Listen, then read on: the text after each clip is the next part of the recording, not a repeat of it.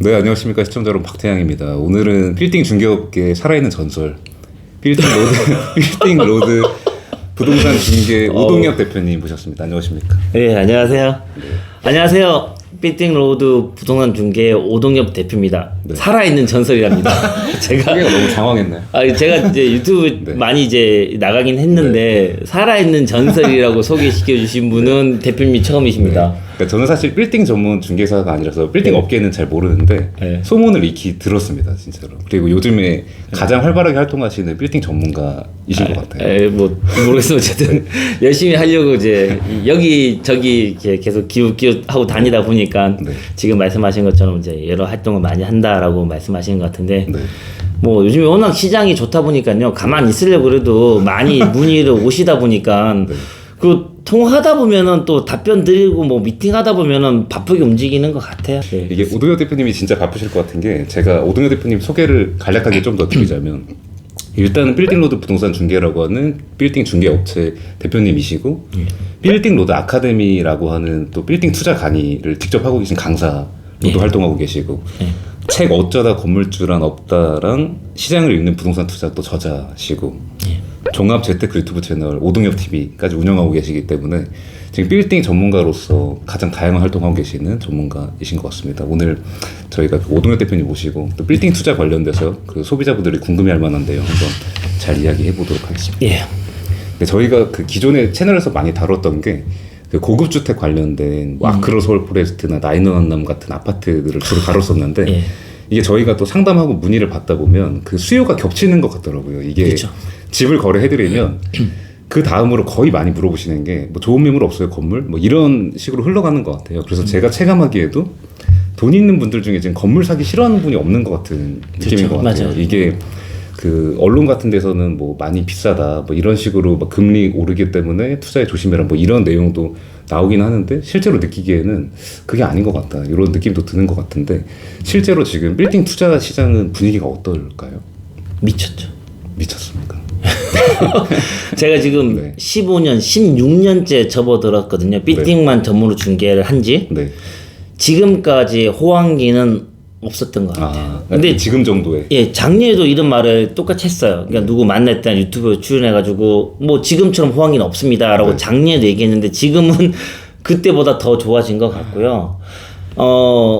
매수자들이 너무 많아요. 지금 말씀하신 것처럼 아파트를 하나 사셨던 분이 다음에는 뭐 다른 매물 없냐라고 해서 그 매물이 아파트일 수도 있지만 건물인 경우가 예전보다는 점점 많아지잖아요. 그러니까 아파트가 똘똘한 한 채라는 단어가 한 2, 3년부터 나왔잖아요. 그러면 아파트 하나 사고 두 번째 아파트, 세 번째 아파트를 사실 분들이 두 번째나 세 번째는 아파트가 아니라 그냥 꼬마 빌딩을 사보는 게 어떨까라는 생각으로, 예전에 아예 그런 생각조차 안 했거든요. 근데 이제는 그런 생각들을 하시는 거죠. 그러다 보니까 갑자기 매수자층이 확 늘었어요. 그게 정부가 계속 아파트에 규제하는 것도 있지만 뭐 또 플러스 해가지고 건물이 예전에는 강 건너 있었거든요. 근데 지금은 강이 상당히 좁아진 것 같아요. 바로 코앞에 건물이라고 하는 재테크 시장이 있는 거죠. 그러니까 많은 분들이 건물을 한번 내가 알아볼까? 아니면 뭐 누구에게 상담을 받아볼까? 또 어떤 분들은 내가 강의가 있으면 좀 강의를 들어볼까? 라고 하는 분들이 많이 생기더라고요. 그러니까 니즈가 있으니까 그 니즈에 맞춰서 제가 뭐 책도 쓰게 된 거고 강의를 하게 된 거죠. 근데 또 강의 들으신 분들이 대부분 보시면은 또 건물에 대해서 많이 또 아시게 됐다고 하면서 또 이어져서 또 고객이 되더라고요. 그래서 제 입장에서는 고객을 가르쳐서, 그리고 이 고객이 건물에 보는 눈을 제가 쏙 집어 넣어주고 그 눈으로 제가 보는 이 건물이 괜찮잖아요. 어떠세요, 보시기에? 내가 박아놓은 이 눈으로 건물을 바라보니까 당연히 괜찮은 것 같아요. 그러면 사시죠. 라고 해가지고 이제 가르쳐서 보는 눈을 만들어 드리고 건물을 매입하시게 만드는 그런 과정이 이제 계속 반복되는 것 같아요. 최근에 이렇게 매물이 없고 가격이 오르게 된 이유 중에 수요층이 확 넓어진 것 같다, 이런 말씀해 주신 것 같아요. 매수자 넓어진 거죠. 그전에는 건물 아예 생각도 못하던 분들이 아파트 하던 분들이 건물 시장에 오게 되면서 건물이 대중화되면서 수요가 확 늘어났다, 이런 말씀이신 것 같아요. 예, 맞아요. 근데 아파트 하던 분들이, 건물 투자 초보자 분들이 이렇게 넘어오면서 보통 고충이 어떤 게 있을까요? 좀 어려워할 것 같은데 건물 투자에 대해서. 임차인들에 대해서 좀 많이 걱정을 하시고요. 근데 그거는 또 어차피 걱정거리가 있으면 또 그 걱정거리를 해소시켜 줘야지 또 매입을 하시잖아요. 어차피 대표님도 중개를 하시다 보면은 매수자나 매도자가 이것 때문에 나 못 팔겠어, 이것 때문에 못 사겠어 이러면은 그거 제가 해결해 드릴게요 그러잖아요. 그죠? 저도 시작은 항상 그거였어요. 제 본업이 제 이제 업 자체가 이제 빌딩 중개였으니까 이 중개를 하기 위해서 이 장애물들을 어떻게 해소시켜 드리지라고 했던 부분들인데, 그 중에 이제 하나가 임차인들하고 문제.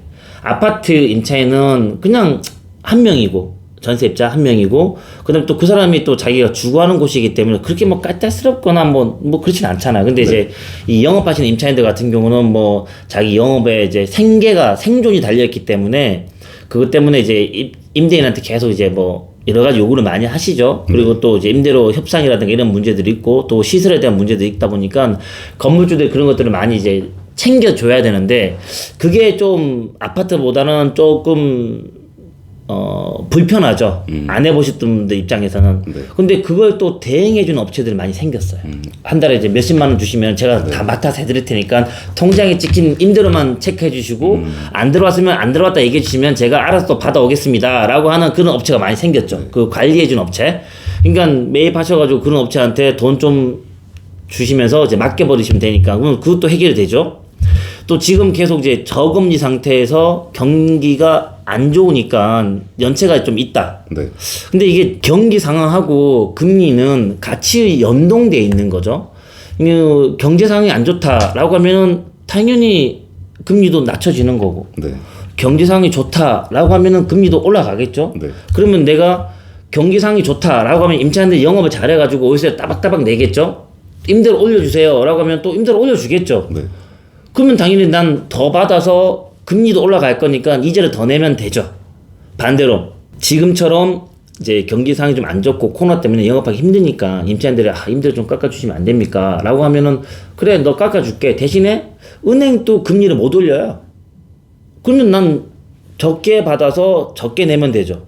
그러니까 이제 대부분 매수자들이 헷갈려 하시는 게 내 건물만 연체가 발생이 되고 나만 금리 오르면은 이자 많이 내는 거 아니냐라고 생각하는데, 이자 많이 내기 전에 먼저 임차인이 임대료 많이 나한테 준다는 거예요. 공실은 해소가 될 거고. 근데 이게 하나의 앞에 이제 이런 어떤 기본적인 논리에서 하나 딱 체크하실 게 뭐냐면은, 내가 사는 이 건물 주변에 공실이 많냐 적냐 한번 보시면 돼요. 아파트 같은 경우도 세입자들이 계속 들어와서 전세가가 빠지지 않는 아파트는 더 주고 사요. 왜? 갭 투자가 되니까. 근데 전세가가 계속 빠지는 아파트를 무작정 더 주고 사진 않잖아요. 왜? 전세가 빠지면은 내가 이 전세입자 나가버리면은 다음 전세입자를 못 구하잖아요. 그러면 완전히 건물로 따지면 전층 공실이거든요. 아파트가 더 위험한 거 아니에요? 그렇죠. 건물은 전층 공실은 되는 경우가 거의 없어요. 빠지더라도 뭐 한두 개 층 빠지는 거지. 그럼 총 5개 층이면은 3개 층은 남아있고 2개 층이 빠진다는 얘기죠. 아니면 1개 층이 빠지거나. 그럼 나머지 층에서 들어온 임대료 가지고 나는 이자를 내면 된단 말이에요. 근데 아파트 같은 경우는 세입자 나가버리면 전층 공실이잖아요. 건물로 치면. 그렇죠. 건물로 치면은. 그러면 그 나간 세입자한테 나는 보증금을 반환해 줘야 돼. 전세금을 반환해 줘야 되는데 그건 무슨 돈으로 반환하냐고요. 건물로 치면은 대출받은 이 원금을 100% 상환해야 된다는 얘기인데. 그러다 보면은 전세금 반환 못하면 뭐 그 임차인이 경매 처분하기도 하고 뭐 경매 신청하기도 하잖아요. 그러면 다음 세입자를 받고 이 사람이 주는 전세금 가지고 되돌려 줘야 되는데 다음 세입자가 안 들어온다 라고 하면 줄 돈이 없으니까 그게 예전에 말했던 깡통 전세잖아요. 근데 지금은 깡통 전세가 없긴 한데, 그러면 쉽게 말해가지고 건물 사실 때 아파트 따지면 깡통 전세가 안 될 아파트를 사시는 거랑 똑같은 개념으로 공실이 안 생긴 건물 사시면 되잖아요. 그게 어디냐? 강남, 서초, 송파, 성수동, 용산, 마포 이런 지역들, 아니면은 서울의 다른 역세권. 제 고객분들 중에 그나마 멀리 가신 분은 경기도권이지, 또 경기도권에서도 아파트 단지 앞에 있든가 아니면 역 주변에 있든가 어쨌든 공실이 발생되지 않을 물건들을 전 사라고 얘기하지. 아무리 싸더라도 저 뭐 외곽에 아파트도 없고 역도 없는 그런 지역에 건물 사시면은 걔는 공실이죠. 그건 내가 뭐 이 경기 상황하고 상관없는 공실이에요. 네. 그런 거 사시면은 그냥 못 빠져나와요. 그러면 돌아가실 때 관에 같이 묻어줘. 네. 라고 할 수밖에 없는 거고, 그런 건물은 자녀가 상속이나 증여 받아도 자녀들한테 좋은 얘기 못 들어요. 그러니까 그런 거 사지 마시고요. 네. 입지 잘 보시고 사시면 이 공시에 대한 걱정도 이제 많이 이제 더실 것 같고, 그래서 금리를 많이 이제 걱정하시는데, 금리는 그런 식으로 개념을 좀 잡으시면 될 것 같아요. 제가 뭐 금리 올라가는 거 막을 수는 없거든요. 네. 그건 어쩔 수 없잖아요. 그죠? 네. 누가 뭐 어떻게 하는 게 아니니까. 네. 그러면 개념을 똑바로 가졌으면 좋겠다 라는 얘기를 고객분들한테, 걱정하신 분들한테 많이 얘기 드리죠. 네. 그 외에 걱정거리는 대부분 없어요. 그냥 또 요즘에 워낙 가격이 많이 오다 보니까 이게 거품이지 않겠냐. 네. 거품 빠지면 어떡하냐. 네. 솔직히 이 거품의 얘기는 제가 한 3, 4년 전부터 네. 매수자분들한테 얘기를 들었던 것 같아요. 네. 그때 거품인 줄 알고 안 사셨던 분들 지금 후회하시고 다시 오신 분 많아요. 근데 이제 거품이라는 건 아무도 모르겠어요. 근데 저는 거품이 아니라고 생각을 해요. 그래서 저도 한 달 전에 건물을 조그만 거 샀어요. 40억짜리. 네. 그래서 8월 5일에 제가 그 매수한 건물 잔금을 치렀거든요. 네. 거품이면 제가 왜 샀을까? 제가 무슨 바보입니까? 네. 거품은 있지만 이 거품을 한 몇 달만 지나면은 거품이 다시 또 이제 이 거품이 아닌 걸로 충분히 전 예상이 되거든요. 그래서 저는 매입을 했습니다. 네.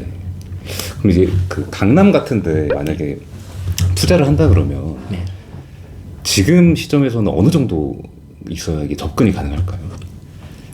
그러니까 강남의 주요 지역 같은 데가 좋다는 건 아는데 내가 접근할 수 있을까 이런 고민을 하는 분들이 있다 그럴 때 물론, 네. 예, 강남도 A급, B급 나눠지는 건 아시죠? 네. 뭐 아파트 따져도 뭐 로얄동이 있고 로얄층이 있듯이 네. 강남도 로얄동이 있고 있죠. 네. 뭐 로얄이라고 말씀드리면 뭐 신사동, 가로수길 주변에 아니면 요즘 삼성동 뭐 이런 쪽 아니면 뭐 테헤란로 아니면 대치동 같이 학원가 밀집되어 있는 그런 지역이 뭐 A급지에 해당이 되겠고 네. 뭐 여기 지나지 않는 역삼로 같은 지역들은 조금 B급지가 되겠죠. 근데 지금 A급지도 오르고 B급지 다 올랐으니까 뭐 강남구는 어디든 사셔도 될 것 같아요. 그러면 지금 질문하신 것처럼 네. 얼마 정도 있어야 사시냐 네. 이 얘기에서 매매 금액을 말씀을 드리면 강남구에 있다. 그리고 대로변이다. 3종 일반 주거지역 용적률로 250% 정도 받는 땅이다라고 하면은 1억 5천 이하는 거의 없다고 보시면 돼요. 그럼 1억 5천이 이제 시작이죠. 그러면 예를 들어서 땅이 100평이다. 네. 그런 조건의 대로변이다라고 하면은 150억이에요. 그럼 거기서 하나 이면 들어갔다라고 네. 하면은 한 70% 보세요. 네. 그럼 1억이죠. 네. 그리고 또 이면 들어갔다. 그럼 70% 보세요. 그럼 7천이죠. 또 이면 들어갔다. 70% 그러면 4,900, 5천이죠. 네. 그러면은 5천짜리는 대로에서 하나, 둘, 세 번째 이면에 있는 이 뭐 단독 주택이라든가 다가구가 많이 모여 있는 이 안쪽에 있는 거는 대로변이 1억 5천이면 5천짜리가 되는 거죠. 그럼 그 사이사이에서 대로에 들어가기가 좀 어떻게 뭐 한 번 꺾어서 한 번만 꺾으면 된다. 네. 아니면 꺾어야 된다. 라고 하면 거기서 이제 플러스 마이너스 계산하시면 되는 거고. 그러면 강남은 옛날로 따지면 신도시란 말이에요. 네. 지금 지금 뭐 하남이라든가 아니면 뭐 3기, 4기 신도시 얘기하는 것처럼 신도시니까 그때 땅을 반듯하게 잘랐을 거 아니에요. 그래서 네. 강남은 지도 보시면 바둑판이잖아요. 네. 그러면 대로변도 거의 대부분 땅을 자르실 때 120평에서 150, 200 뭐 이 정도 선에서 잘랐고 이면은 60에서 80평 사이에 잘랐어요. 네. 그러면 60평인데 이면에 있다 1억이다 라고 하면 60억. 네. 더 안쪽 들어갔는데 이면에 뭐 있다 그러면 한 7천에 60평이면은 한 35억 40억.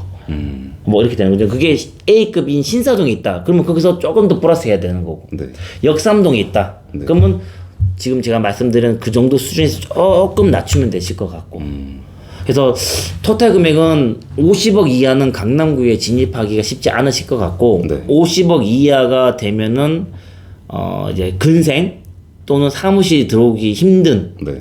뭐 몇 년 지나더라도 계속 주거밖에 안 되는 그런 지역 안쪽이다 네. 라고 보시면 될 것 같고. 그러면 강남은 최하 50억, 네.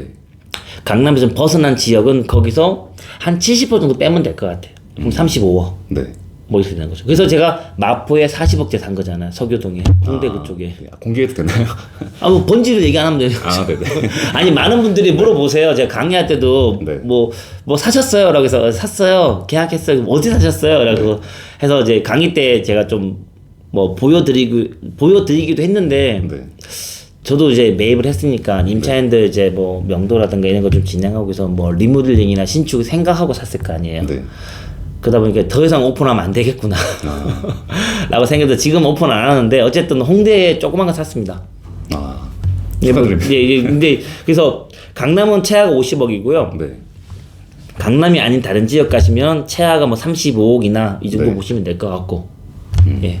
그러니까 강남 안에서도 아주 A급 지역이 아닌 그냥 강남에 있는 대로변을 살려면 한 1억 5천 정도는 봐야 된다. 평당. 그렇죠. 대로변. 네. 거기서 이면으로 들어가면 또 70% 빠지고 이런 식으로 계산하면 대략적인 지금 강남의 예, 그렇죠. 시세를 알 수 있다. 제가 강의하면서 그 임장도 하거든요. 네.